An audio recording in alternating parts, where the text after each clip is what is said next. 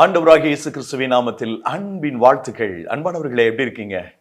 நல்லா இருப்பீங்கன்னு நம்புறேன். நல்லா இருக்கணும். நன்றாய் இருப்பதற்காகவே இந்த வார்த்தைகள் பேசப்படுகிறது. வாழ்வழிக்கும் வாக்குத்தத்தம் என்ற இந்த நிகழ்ச்சியின் மூலமாக ஒவ்வொரு நாளும் நான் உங்களை சந்தித்து வருகிறேன். ஒவ்வொரு நாளும் நம்பிக்கையூட்டும் வார்த்தைகளை நாங்கள் கொடுத்து வருகிறோம். இது எங்களுடைய வார்த்தை அல்ல, வேதாகமத்தின் வார்த்தை, தேவாதி தேவனுடைய வார்த்தை.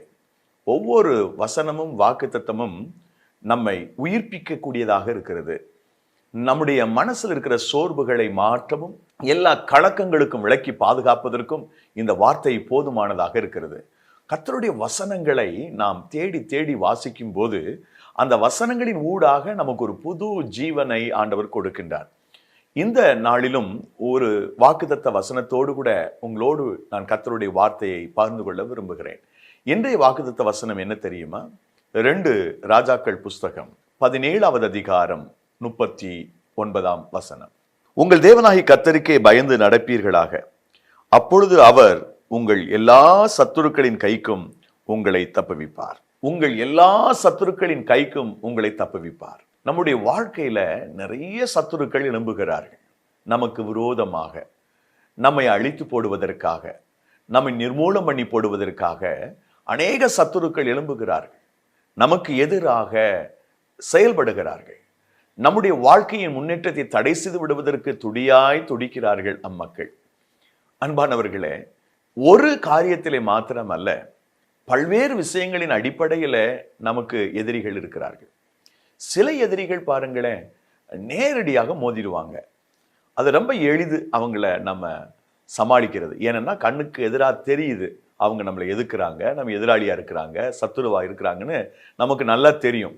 ஆனா நல்லா பழகிக்கிட்டே சிலர் சத்துருவா இருப்பாங்க பாருங்க. நல்லா கை கொடுத்துக்குவாங்க, brother praise the lord, sister praise the லார்ட்னு சொல்லுவாங்க.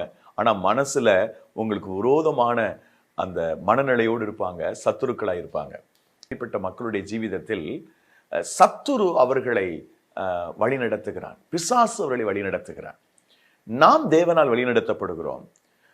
அப்படிப்பட்ட மறைமுகமாக வெளியிலே காட்டிக்கொள்ள முடியாத சில சத்துருக்கள் இருக்கிறார்கள்.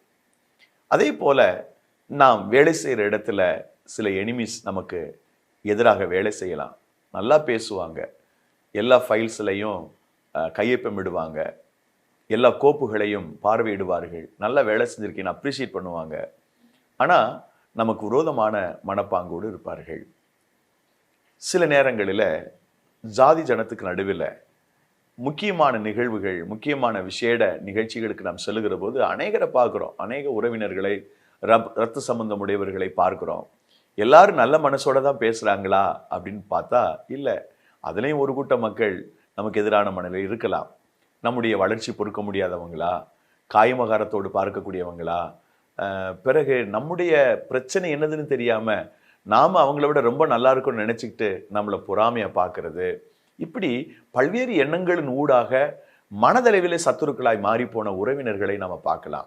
சர்ச்சில் கூட எல்லா நேரங்களிலேயும் நல்லா ஜெபிக்கிறவங்க தான், நல்லா வேண்டிக் கொள்கிறவர்கள் தான், நல்ல வேதத்தை வாசிக்கிறவங்க தான். ஆனால் மனசில் பார்த்தீங்கன்னா அவங்களுடைய உள்ளத்தில் ஒரு விதமான ஒரு காயமகாரம் இருக்கும். ஒரு விதமான மாமிச வைராக்கியத்திற்கு இடம் கொடுத்து நம்மிடத்துல சரியாக பேச மாட்டாங்க, ஒரு தோத்திரம் போட மாட்டாங்க. பலவிதமான மனக்கசப்புகள் இருக்கிறதுனால அவங்களால ஃப்ரீயாக அவங்க செயல்பட முடியாது. அப்படிப்பட்ட ஒரு கூட்ட மக்களும் இந்த பூமியிலே வாழத்தான் செய்கிறார்கள், குறிப்பாக சபைகளுக்குள்ளே. எல்லா சபையிலையும் அப்படி நிலைமைன்னு சொல்ல முடியாது. சில சபைகளில் ஆவியானவர் நல்ல ஆளுகை செய்கிறதுனால எல்லாரும் அந்யோன்யத்தோடு, நல்ல அன்போடு, பற்றுதலோடு, பாசத்தோடு இருக்கிறவங்க இருக்கிறாங்க. அங்கே சத்துருக்கள் எங்கேருந்து வருவாங்க, எப்படி வருவாங்க, அவங்களுடைய அப்ரோச், அணுகுமுறை எப்படி இருக்கும் அப்படின்னா நம்ம விளங்கிக்கவே முடியாது. எந்த சூழ்நிலையும் நமக்கு விரோதமாக சத்துருக்கள் எழும்பலாம். சில நேரங்களில் பாருங்க, கடைசி நிமிடம் வரைக்குமே இவங்க நமக்கு எதிரான கருத்துடையவங்க தான் அப்படின்னு நமக்கு தெரியாது.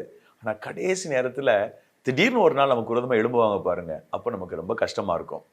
சமீப நாட்களில் நாம் இந்திய அரசியலை கவனித்து பார்ப்போம்னு சொன்னால், சில அரசியல் கட்சிகளில் அந்த தலைவருக்கு ரொம்ப உறுதுணையாக இருந்தவங்க, அந்த தலைவருக்கு, அரசியல் கட்சி நடத்துகிற தலைவருக்கு ரொம்ப உண்மையுத்தமாக இருந்தவங்க எல்லாம் திடீர்னு ஒரு நாள் மாற்று கட்சிக்கு போயிடுறாங்க. ஆச்சரியம்.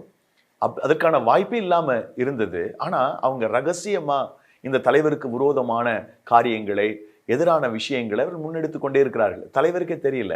அப்படி அநேக பெரும் கட்சிகளில் இருக்கக்கூடிய இரண்டாம் கட்ட தலைவர்கள் தங்களுடைய தலைமைக்கு விரோதமாக செயல்பட்டு தலைமைக்கு விரோதமான ஆபத்தை விளைவிக்கக்கூடிய முடிவை எடுத்ததையும் நம்ம இந்திய அரசியல்ல நம்ம பார்க்க முடியும். தமிழக அரசியல் கூட அவ்வப்பொழுது நடக்கிறது. அன்றாடம் ஒவ்வொருத்தருடைய வாழ்க்கையில அந்த மாதிரி நடக்குது. என்னுடைய ஊழிய காலங்களில் ஒரு குறிப்பிட்ட சர்ச், அந்த சர்ச்சை நான் நடத்தி கொண்டிருக்கும் போது ஒரு தேவ மனிதர், நான் இங்கே அவங்களுடைய பெயரை சொல்ல நான் விரும்பவில்லை, மிகவும் பிரசித்தி பெற்ற தேவனுடைய ஊழியக்காரர். அவருடைய ஆலயத்தில் ஏறத்தாழ ஒரு 3000 பேர் இருக்கிறாங்க. ஆனால் ஒரு நாள் எனக்கு தொலைபேசியில் தொடர்பு கொண்டு, இந்த சனிக்கிழமை ஞாயிற்றுக்கிழமை உன்னோடு நான் இருக்க விரும்புகிறேன்னு சொன்னேன்.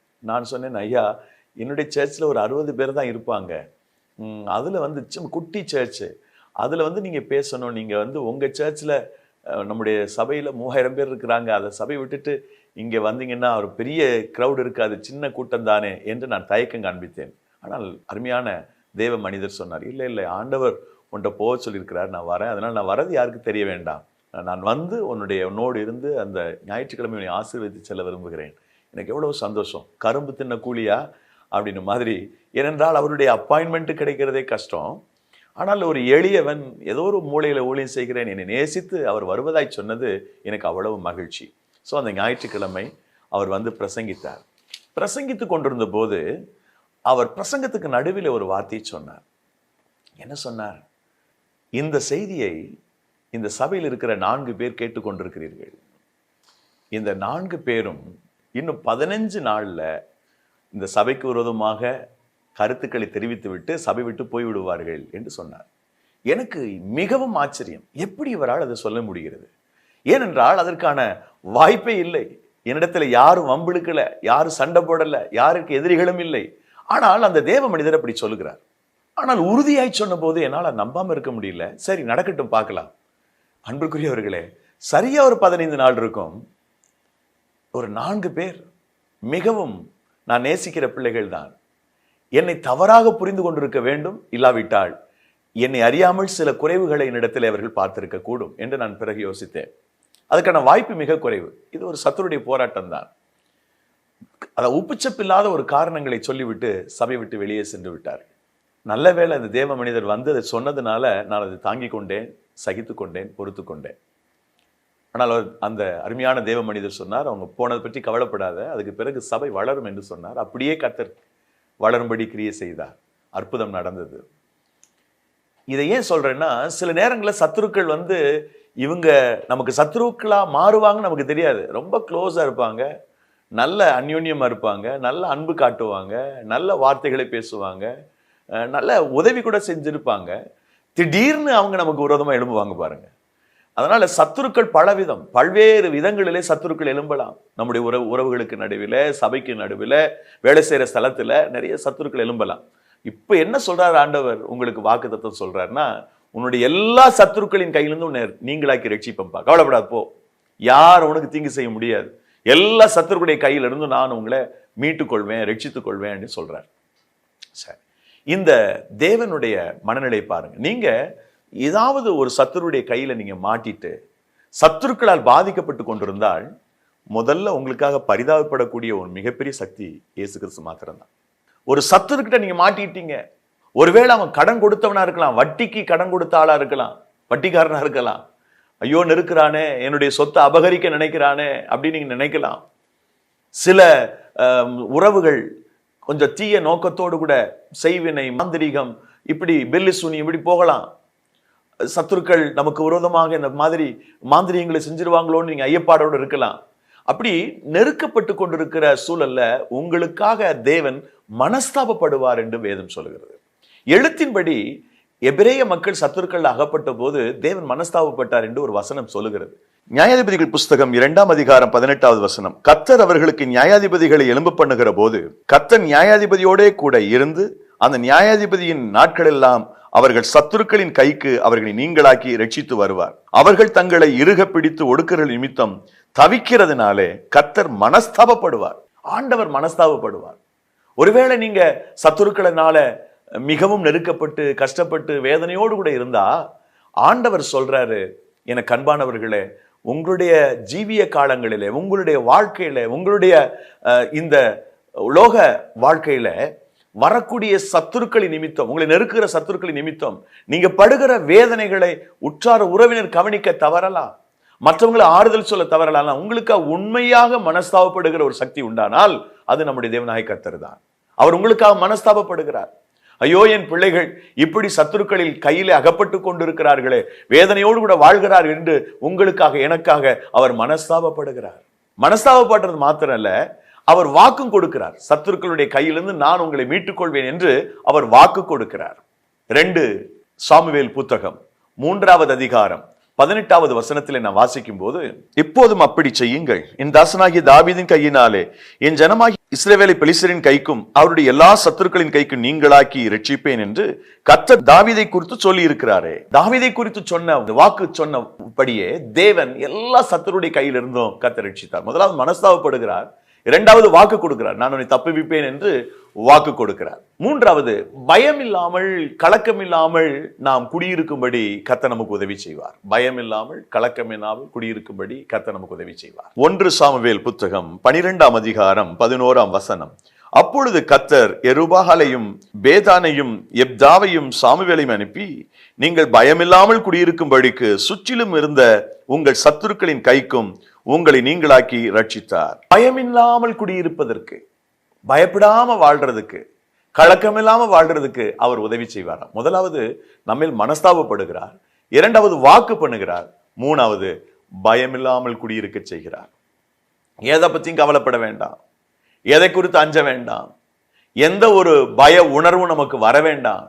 பயமில்லாமல் தேசத்திலே குடியிருக்கும்படி தேவன் உங்களுக்கு கிருபை பாராட்டுவார். ஏன் பயப்படணும், ஏன் கலங்கணும்? ஆண்டவர் நம்மில் மனஸ்தாபப்படுகிறவர், வாக்கும் கொடுத்திருக்கிறார்.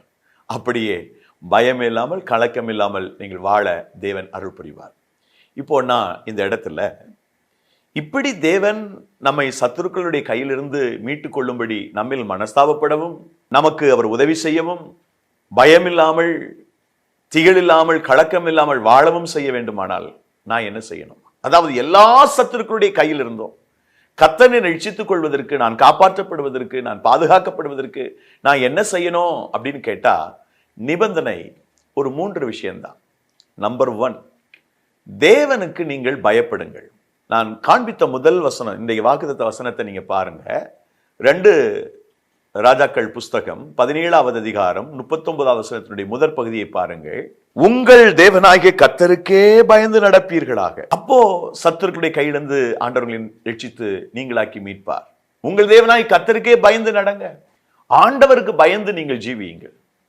கர்த்தருக்கு அஞ்சி நீங்கள் வாழ்கிற போது உங்களை காப்பாற்றுகிறது, உங்களை பாதுகாக்கிறது, கலக்கம் இல்லாம திகில் இல்லாம வாழச் செய்கிறது அவருடைய கையில இருக்கு. உங்களை அவர் ப்ரொடெக்ட் பண்ணுவார், உங்களை காப்பாற்றுவார், உங்களை நடத்துவார். எனது அன்பிற்குரிய சகோதர சகோதரிகளே, பெரியவர்களே, தாய்மார்களே, இந்த நாளிலும் ஆண்டவர் உங்களிடத்தில் பேசுகிறார். உங்களுடைய வாழ்க்கையில், உங்களுடைய ஜீவிதத்தில் காணப்படக்கூடிய எல்லா விதமான சத்துரு கொண்டு வரக்கூடிய எல்லா கிரியைகளையும் அவர் அழித்து உங்களுக்கு ஒரு மிகப்பெரிய வெற்றியை கொடுக்க விரும்புகிறார். Almighty God will do this. ஆண்டவர் அதை செய்வார், இதை செய்வார். நாம் கர்த்தருக்கு பயப்படுகிறோமா? ஆண்டவருக்கு நாம் அஞ்சி வாழ்கிறோமா என்பதுதான் மிகப்பெரிய கேள்வி. இதுக்கு சரியான உதாரணத்தை சொல்லணும்னா தாவீதை சொல்லலாம். தாவீது 3வது சங்கீதம் முதல் வசனத்துல பாடும்போது, சத்துருக்கள் எவ்வளவாய் பெருகி இருக்கிறார்கள், எனக்கு விரோதமாய் சத்துருக்கள் எவ்வளவாய் பெருகி இருக்கிறார்கள், என்ன செய்யட்டும்? சத்துருக்கள் எழும்பி இருக்கிறார்களே, பெருகி இருக்கிறார்கள் எனக்கு விரோதமாக, எப்படி நான் சமாளிப்பது? எவ்வளவாய் பெருகி இருக்கிறார்கள் அப்படின்னு சொல்ற தாவீது அந்த சங்கீதத்தினுடைய 6வது வசனத்துல எவ்வளவு பெரியதா நான் பயப்பட மாட்டேன், கலங்க மாட்டேன்றான். ஏன் அப்படின்னா, இந்த மனுஷன் கர்த்தருக்கு பயந்தவன். தன்னுடைய சங்கீதத்துல பல இடங்களில தெய்வ பயத்தை பற்றி பேசுறான். 33ஆம் சங்கீதம் 18-19 வசனங்கள், 31-19, 34:9, 34:7, இப்படி பல இடங்களில தெய்வ பயத்தை குறித்து தாவீது சொல்கிறான். நாம் கர்த்தருக்கு பயந்து நடந்தால் நம்மை காக்கும்படி, நம்மை ரட்சிக்கும்படி, நமக்கு உதவி செய்யும்படி அவர் தம்முடைய தூதர்களை கூட அனுப்புவார், நம்மை காப்பாற்றுவார். சத்துருக்கள் எழும்பி வரலாம் அன்பானவர்களே, உங்களுக்கு விரோதமாக, எனக்கு விரோதமாக. நீங்கள் தேவனுக்கு பயந்து நடந்தால் சத்துருக்களுடைய கையிலிருந்து கர்த்தர் உங்களை ரட்சித்து காப்பாற்றுவார், மீட்டுக் கொள்வார். ஒரு முறை ஒரு கிராமத்தில் இலவசமாய் கொடுக்கப்பட்ட நிலத்தில் ஒரு செட்டை நான் போட்டு முடித்தேன். அதை போட்டு முடிக்கிறதுக்கு எனக்கு பெரிய பங்களா கட்டின மாதிரி இருந்துச்சு. அப்போது எனக்கு வயது மிக குறைவுதான், ஒரு 23 வயது இருக்கும். ஒரு கிராமத்தில் அது என்ன பிரச்சனைன்னா, அந்த இடத்தை ஓனர் கொடுத்துட்டாரு. மீதி நிலங்களை விற்பதற்கு வேறொரு நபரிடத்தில் பவர் கொடுத்துருந்தாங்க. அந்த பவரை வாங்கினவர் அவர் இடத்து ஓனர் நிலத்தை உங்களுக்கு கொடுத்தா நான் ஒன்றும் சொல்ல முடியாது, பட் நீங்கள் எனக்கு பணம் தரணும் அப்படின்னு சொல்லி என்னை டிஸ்டர்ப் பண்ணுறார். பணம் தரலைன்னா இன்னைக்கு நைட்டே நாங்கள் இந்த செட்டெல்லாம் பிரிச்சுட்டு இந்த இடத்த இன்னொருத்தர் கொடுத்துருவோம் அப்படின்னு சொல்கிறாங்க. மிகுந்த மனசு கஷ்டமாக போச்சு. அன்னைக்கு என்ன செய்யணும்னு தெரியல. காவல் நிலையத்திற்கு போய் அன்று இரவு இன்ஸ்பெக்டரை பார்த்து, ஆய்வாளரை பார்த்து, ஐயா எனக்கும் நான் செய்து வைத்திருக்கிற அந்த ப்ரேயர் செட்டுக்கும் எந்த பாதிப்பு இல்லாமல் ஒரு பாதுகாப்பை கொடுங்கள் என்று கேட்டபோது அவர் பரிகாசித்தார். ஒரு சீரியஸ் அதை எடுத்துக்கல. எனக்கு அது மிகப்பெரிய ஒரு பாரமாக இருந்தது. நான் மிகுந்த வேதனையோடு திரும்பினேன். எரிச்சா பார்க்கலாம் அப்படின்னு சொல்கிறார் அவர். ஒரே ஒரு முடிவு பண்ணினேன். ஒரு மூலையில் போய் முழங்கால் போட்டு, ஆண்டவரே, சத்துருக்கள் என்ன வேணாலும் பண்ணலாம், இந்த இரவு இந்த ஜெப கூடாரத்தை பிரிக்க போகிறதா சொல்கிறாங்க, நீங்கள் தான் எனக்கு உதவி செய்யணும்.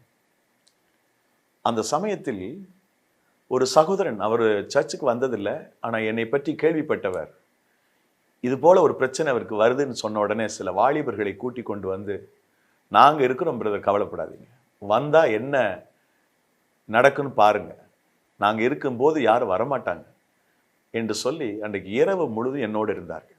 அந்த இரவு திட்டமிட்டபடி அவர்கள் வந்து பார்த்திருக்கிறார்கள். வேறு ஒரு குரூப் வந்து உட்கார்ந்த உடனே கொஞ்சம் பயந்து பின்வாங்கி போனார். அந்த ஒரு நாள் இரவு எனக்கு ஒரு அற்புதத்தை கர்த்தர் செய்தார். அதன் பிறகு எனக்கு உதவி செய்ய வந்த சகோதரன் ஆண்டவருடைய பிள்ளையாக இயேசு கிறிஸ்து சொந்த ரட்சகராக ஏற்றுக்கொண்டார். இப்போ அந்த இடத்துல ஒரு நல்ல ஆலயம் கட்டப்பட்டிருக்கிறது. எனக்கு அன்பான கர்த்தருடைய பிள்ளைகளே, சத்துருக்களுடைய கையிலிருந்து தேவன் நம்மை விடுவிக்கணும், ரட்சிக்கணும்னு சொன்னா நாம தேவனுக்கு பயந்து அவரை நோக்கி பார்க்கணும். ரெண்டாவது நாம செய்ய வேண்டிய விஷயம் என்னன்னா, தீர்மானியுங்கள். என்ன தீர்மானிக்கிறது? தேவனுக்கு பிரியமில்லாதவைகளை விட்டுவிட தீர்மானிக்கணும். 1 சாமுவேல் புத்தகம் 12ஆம் அதிகாரம் 10வது வசனம். ஆகையால் அவர்கள் கர்த்தரை நோக்கி முறையிட்டு, நாங்கள் கர்த்தரை விட்டு பாகால்களையும் அஸ்தரோத்தையும் சேவித்ததினாலே பாவம் செய்தோம். இப்போதும் எங்கள் சத்துருக்களின் கைக்கு எங்களை நீங்களாக்கி ரட்சியும், இனி உம்மை சேவிப்போம். சத்துருக்களுடைய கையிலிருந்து மீட்கப்படுவதற்கு இரண்டாவது ஒரு நல்ல தீர்மானம் தேவை. விட வேண்டியதை விட்டுவிட்டு பிடிக்க வேண்டியதை பிடித்துக் கொள்ள வேண்டும். முதலாவது கர்த்தருக்கு பயப்படணும். அப்போ சத்துருடைய கையிலிருந்து கர்த்தர் உங்களை நீங்களாக்கி ரட்சிப்பார். இரண்டாவது, தேவனுக்கு பயந்து வாழ்வதோடு கூட அவருக்கு இஷ்டமில்லாத, அவருக்கு பிரியமில்லாத காரியங்களை செய்வதை நீங்கள் விட்டு ஓய்ந்து விட வேண்டும். நியாயாதிபதிகள் புஸ்தகத்தில் நாம் இதை குறித்து அடிக்கடி பார்க்கலாம். எப்போதெல்லாம் விக்கிரகங்களை தொழுது கொண்டார்களோ, தேவனுக்கு பிரியமில்லாத காரியங்களை எபிரேய மக்கள் செய்தார்களோ, அப்போதெல்லாம் தேவன் அவர்களை சத்துருடைய கையிலே ஒப்பு கொடுத்தார். சத்துருக்களுடைய கையிலிருந்து நீங்களாக்கி மீட்கப்படுவதற்கு, ரட்சிக்கப்படுவதற்கு மிக மிக முக்கியமான ஒன்று, அன்பிற்குரியவர்களே, அவருக்கு இஷ்டமில்லாததை செய்வதை விட்டுவிடுவது. இதுக்கு ஒரு உதாரணம் சொல்லணும்னா, யோசுவா தன்னுடைய மக்களுக்கு சொன்ன வார்த்தையை எடுத்துக்கொள்ளலாம். யோசுவா 24:14-15. ஆகையால் நீங்கள் கர்த்தருக்கு பயந்து அவரை உத்தமமும் உண்மையுமாய் சேவித்து, உங்கள் பிதாக்கள் அப்புறத்திலும் எகிப்திலும் சேவித்த தேவர்களை அகற்றிவிட்டு கர்த்தரை சேவியுங்கள். கர்த்தரை சேவிக்கிறது உங்கள் பார்வைக்கு ஆகாததாய் கண்டால் பின்ன யாரை சேவிப்பீர்கள் என்று இன்று தெரிந்து கொள்ளுங்கள். நதிக்கு அப்புறத்தில் உங்கள் பிதாக்கள் சேவித்த தேவர்களை சேவிப்பீர்களோ, நீங்கள் வாசம் பண்ணுகிற தேசத்து குடிகளாகிய எமோரியரின் தேவர்களை சேவிப்பீர்களோ, நானும் என் வீட்டாரும் வேண்டால் கர்த்தரையே சேவிப்போம் என்றார். ரொம்ப தெளிவா சொன்னார். நியாயாதிபதிகள் காலத்துக்கு முன்னாடி மக்களை பார்த்து யோசுவா சொன்னார், எகிப்தின் விக்கிரகங்களை மாத்திரம் இல்ல, இங்க வந்திருக்கீங்களே, இங்க உள்ள விக்கிரகங்களை தொழுது கொள்ளாதீங்க, நாங்களும் எங்கள் வீட்டாரும், நானும் என் வீட்டாரும் என்றால் கர்த்தரையே சேவிப்போம், நீங்க கர்த்தரை சேவிக்கணும்னு சொன்னார். தேவனுக்கு பிரியமில்லாத காரியத்தை மக்கள் நியாயாதிபதி புஸ்தகத்துல செய்யும் போதுதான் கர்த்தர் அவர்களை சத்துருடைய கையில ஒப்பு கொடுக்கிறார். இப்ப நீங்க தீர்மானம் பண்ணுங்க, தேவனுக்கு பிரியமில்லாத எதை நான் செய்யறேன், அதை விட்டுவிட தீர்மானியுங்கள், அதை வெறுத்துவிட தீர்மானியுங்கள். அப்பொழுது தேவனாகிய கர்த்தர் உங்களோடு இருப்பார், உங்களுக்கு உதவி செய்வார்.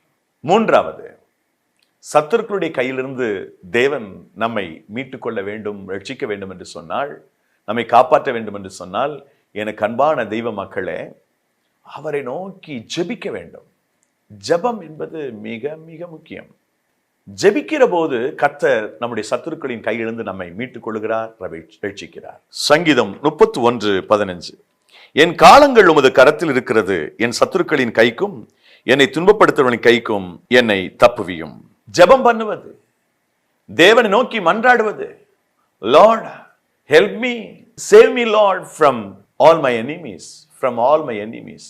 என்னுடைய எல்லா சத்துருக்களுடைய கையிலிருந்து நீ என்னை விடுவிச்சுக்கங்க, என்னை ரட்சித்துக் கொள்ளுங்க, காப்பாற்றுங்கன்னு சொல்லி ஜெபிப்பது, ஆண்டவர் நோக்கி ஜெபிப்பது. ஒரு முறை யோசபாத்துக்கு விரோதமா 3-4 ராஜாக்கள் சேர்ந்து வந்துட்டாங்க. அவன் பயந்தான். 2 நாளாகமம் 20:3 பாருங்கள். 1 தொடக்கம் 3 பாருங்க. 3வது வசனத்துல அவன் பயந்து கர்த்தரை தேடுக்கு ஒருமுகப்பட்டான்னு இருக்கு. ஆண்டவர் நோக்கி பார்த்தான். அந்த அதிகாரத்தில் 22 வசனம் சொல்லுது, சத்துருக்கள் ஒருவரோடு ஒருவர் சண்டையிட்டு வெட்டுண்டு மடிந்து போனார்கள். சத்துருக்களுடைய கையிலிருந்து நீங்கள் மீட்கப்பட வேண்டுமானால் தேவனை நோக்கி கூப்பிடுவது, தேவனை நோக்கி நாம் மன்றாடுவது. ஆண்டவரை, நீதான் எனக்கு உதவி செய்ய வேண்டும், நீதான் எனக்கு தயை பாராட்ட வேண்டும், நீதான் எனக்கு உதவி செய்ய வேண்டும் என்று அவரை நோக்கி நாம் ஜெபிப்பது. பழைய ஏற்பாட்டு காலத்தில் சத்துருக்கள் பின்தொடர்ந்து வந்துட்டாங்க. பார்வோ மன்னன் பெரிய இராணுவத்தோடு பின்தொடர்ந்து வந்துட்டான். லட்சக்கணக்கான மக்கள் வனாந்தரத்தில் நிற்கிறார்கள். தப்பித்து ஓடுவதற்கு வழி இல்லை. பின்னே மிகப்பெரிய இராணுவம், எகிப்திய இராணுவம் பார்வோன் தலைமையிலே வருகிறது. முன்னே பார்த்தால் பிரமிக்கத்தக்க மிகப்பெரிய கடல், செங்கடல் இருக்கிறது. என்ன செய்ய போகிறோம்? சத்துருக்கள் நிச்சயமாக நம்மை பிடித்துக் கொள்வார்கள். மக்கள் எல்லாம் அலறினாங்க. மோசையை பார்த்து, ஆரோனை பார்த்து சொன்னாங்க, ஐயா, எகிப்துல பிரேத குழிகள் இல்லை என்று சொன்னா இங்க வந்து எங்களை சேர்த்துட்டீங்க, வனாந்திரத்துல சாக போறோமே, எகிப்துல இருந்தா நல்லா இருந்திருக்குமே எல்லாம் சொல்ல ஆரம்பிச்சாங்க. ஆளுக்கு ஒரு கல் எடுத்து அடிக்க ஆரம்பிச்சாங்க. அவ்வளவு கோபம். இப்பொழுது தேவ மனுஷன் மோசே தேவனை நோக்கி பார்த்தான். கர்த்தர் பேசினார். செங்கடல் 2ஆய் பிளந்தது. அதன் ஊடாக அவர்கள் சென்றார்கள். அவர்களை பின்தொடர்ந்து போன அந்த பார்வோ மன்னனும் பாருங்கள், அப்படி போய்கொண்டிருக்கிற போது, அவர்களை பின்தொடர்ந்து போகிற போது, அவர்கள் தான் செங்கடல போகிறாண்டால் நாமும் போவோம் போனார்கள். என்னாச்சு? செங்கடல் தானாய் மூடிக்கொண்டது. ஒருபுறம் அவர்கள் போய் கரையை கடக்கும் பொழுது பின்பதாகவே ஃபாலோ பண்ணி வந்து கொண்டிருந்த எதிரிகள் அப்படியே கடலிலே மூழ்கி மரித்து போனார்கள். ரதங்கள், குதிரைகள், குதிரை வீரரோடு திரளான எகிப்திய இராணுவம் செங்கடலிலே மூழ்கி மாண்டு போனது. மிகப்பெரிய ஒரு அதிசயம். செங்கடலை பிளந்து ஆண்டவர் அந்த அற்புதத்தை செய்தார். ஒருவேளை சத்துருக்கள் நெருக்குகிறார்களா? திரளாய் பெருகி இருக்கிறார்கள் என்று தாவீது சொன்னது போல திரளாய் பெருகி இருக்கிறார்களா உங்க வாழ்க்கையில? எங்க திரும்பினாலும் சத்துருக்கள் பிரதர். எல்லாரும் எங்களுக்கு விரோதமா பேசுறாங்க, எங்களுக்கு எதிராக பேசுறாங்க, எங்களுக்கு அகென்ஸ்டா இருக்கிறாங்க. நாங்க என்ன பண்றது? எங்கு திரும்பினாலும் அவச்சொற்கள், எங்களுக்கு விரோதமான வார்த்தைகள். வாட் கேன் வி டூ என்ற கலக்கத்தோடு இருக்கிற என் அன்பு சகோதரனே, சகோதரியே, அவரை நோக்கி கூப்பிடு. ஏசப்பாவை நோக்கி கூப்பிடு. நீங்க தான்ப்பா இந்த சத்துருக்களை கையிலிருந்து நீங்க தான் விடுவிக்கணும்னு சொல்லுங்க. அப்படி நீங்க ஜெபிக்கும் போது ஒரு அற்புதத்தை கர்த்தர் செய்வார். திரும்ப ஞாபகம் ஊட்டுறேன், நீங்க சத்துருக்களுடைய கையில இருந்து கஷ்டப்படுறத ஆண்டவர் பார்க்கும்போது உங்களுக்கு மனஸ்தாபப்படுவார். நிச்சயம் நான் அவங்களை இருந்து தூக்கிடுவேன்னு சொல்லி வாக்கும் கொடுக்கிறாரு, அப்படியே செய்கிறார். பயமில்லாம கலக்கம் இல்லாம குடியிருக்க பண்றார். இப்படி தேவன் உங்களுக்கு சகாயம் செய்வதற்கு நீங்க என்ன செய்யணும்? நாம் என்ன பண்ணணும்னா, முதலாவது தேவனுக்கு பயந்து வாழணும், கர்த்தருக்கு பயந்து வாழணும். 2வது அவருக்கு இஷ்டம் இல்லாததை விட்டுறணும், அவர் விரும்புறதை செய்யணும், அவருக்கு விரும்பாததை விட்டுறணும். 3வது அவரை நோக்கி கூப்பிடணும். ஆண்டவரை நீ தான் சொல்லி அவரை நோக்கி கூப்பிடணும். அதை செய்யுங்க, ஒரு பெரிய அற்புதத்தை நீங்க பார்ப்பீங்க. கர்த்தருடைய வல்லமை விளங்கும். ஜெபம் பண்ணுவோமா? நேசிக்கிற எங்கள் பரலோக தந்தையே, ஆசீர்வாதமான இந்த இனிய தருணத்திற்காக நன்றி. இந்த வார்த்தைகளை பார்த்து கொண்டிருக்கிற, கேட்டுக்கொண்டிருக்கிற என் அன்பு சகோதர சகோதரிகள் ஒவ்வொருவரையும் நீர் ஆசீர்வதிப்பீராக. Bless them Lord. Hallelujah. தேவனே, கர்த்தாவை துதிக்கிறோம். சத்துருக்கள் எவ்வளவாய் பெருகி இருக்கிறார்கள். எனக்கு விரோதமாய் எழும்பி இருக்கிற சத்துருக்கள் எவ்வளவாய் பெருகி இருக்கிறார்கள், அவருடைய பிடியிலிருந்து என்னை காப்பாற்ற விடுவித்தருளும் என்று ஜெபிக்கவும், உமக்கு பயப்படவும், ஆண்டவரே உமக்கு பிரியமில்லாததை செய்யாம ஜாக்கிரதையா இருக்கவும் எங்களுக்கு உதவி செய்யும். இந்த நாளில் இந்த செய்தியை பார்த்தும் கேட்டுக்கொண்டிருக்கிற பிள்ளைகளுடைய வாழ்க்கையில அதிசயமான மாற்றங்களை செய்து நீர் ஆசீர்வதித்து உயர்த்தும். இப்படி திருக்கரத்தில் ஒப்பு கொடுக்கிறோம். உடைய மகிமை பெரிதாய் விளங்குவதாக. ஆண்டுடைய ஆசீர்வாதம் உடைய அடியார்களை நிரப்புவதாக.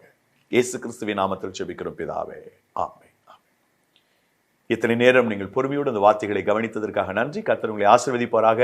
ஜெப தேவைகள் இருந்தால் திரையில் தோன்றுகிற எண்ணுக்கு நீங்கள் அழைக்கலாம். 9600662466. சில நேரங்களுடைய அழைப்பை நாங்கள் எடுக்க முடியாமல் போகலாம், கவலைப்படாதிருங்கள். மிஸ் கால் பார்த்து நாங்கள் கூப்பிடுவோம். கூடவே இது வாட்ஸ்அப் நம்பராக இருக்கிறதுனால உங்களுடைய ஜெப விண்ணப்பங்களை நீங்கள் பேசி அனுப்பலாம் அல்லது எழுதி அனுப்பலாம். நிச்சயம் அந்த ஜெப விண்ணப்பங்களை நாங்கள் கேட்போம் அல்லது வாசித்து உங்களுக்கு பதிலையும் தெரிவிப்போம். ஒவ்வொரு நாளும் 1 நிமிடம் வாக்குத்தத்த வசனம் ஒன்று அனுப்பப்படுகிறது நிபந்தனையோடு. அவருடைய நோக்கம் என்னவென்றால், காலையில் எழுந்திருக்கும் போது வசனத்தை கேட்டபடி அந்த நாளை துவக்க வேண்டும் என்பதற்காக 1 நிமிடத்தில் ஒரு வாக்குத்தத்தத்தையும் அதனோடு கூட அதனுடைய நிபந்தனையும் சொல்லுகிறோம். இது ஆயிரக்கணக்கான தேவ பிள்ளைகளுடைய இல்லங்களுக்கு வாட்ஸ்அப் மூலமாக அனுப்பி வைக்கப்படுகிறது. உங்களுக்கும் உங்களுடைய வாட்ஸ்அப் எண்ணிற்கு இது தேவைப்படும் என்று சொன்னால் திரையில் தோன்றுகிற எண்ணுக்கு 9600662466 என்ற எண்ணிற்கு நீட் ப்ராமிஸ் என்று டெக்ஸ்ட் பண்ணுங்க.